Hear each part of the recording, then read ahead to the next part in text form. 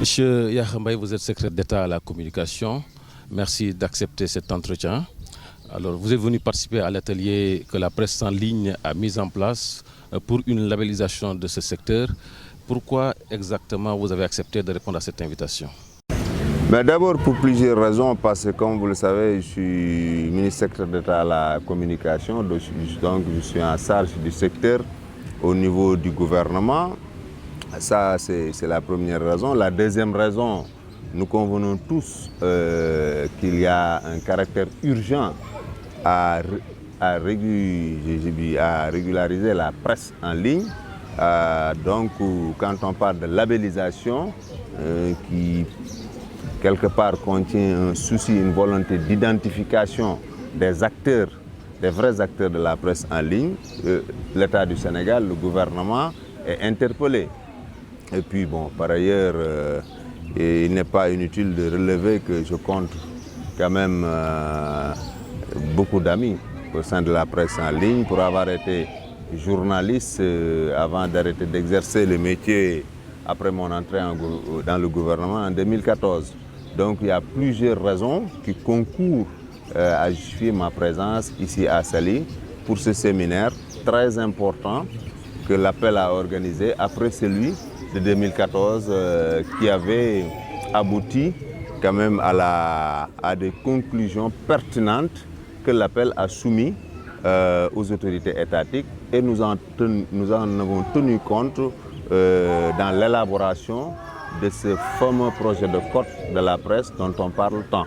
Voilà. Justement, est-ce que les journalistes peuvent espérer du gouvernement qu'on aille directement vers l'adoption de ce code de la presse? Mais c'est, comme je l'ai dit tout à l'heure, nous y travaillons d'arrache-pied depuis des mois.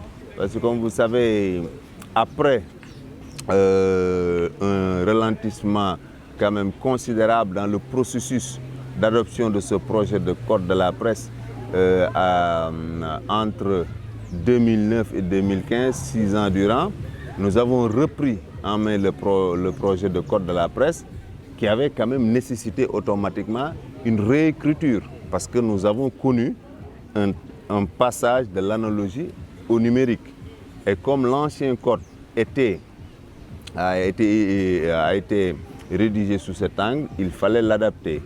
Ce travail a nécessité le recrutement de 3 experts qui ont travaillé en étroite collaboration avec le ministère de la Culture et de la Communication. Et après leurs travaux, ils sont venus procéder à une restitution. Ensuite, nous avons engagé une 3e phase qui a consisté depuis environ 1 mois de travailler au sein du cabinet à revoir les choses avant quand même d'en appeler à une rencontre de partage de tous les acteurs, de tous les segments de la société qui sont intéressés par l'adoption de ce projet de code à la presse. Et comme je l'ai dit tout à l'heure dans mon allocution, avec l'aide de Dieu, nous pensons en arriver à ce séminaire durant le mois de septembre avant de soumettre ce projet au vote à l'Assemblée nationale, qui sera un autre moment de partage, de discussion et peut-être d'amendement. Donc je pense avec l'aide de Dieu, d'ici la fin de l'année, nous en serons à la fin de ce processus. Monsieur le ministre, vous-même êtes professionnel de la presse. Pensez-vous, comme certains Sénégalais, que la presse en ligne a été beaucoup plus dangereuse qu'elle n'a été utile aux Sénégalais? Bon, je n'ai pas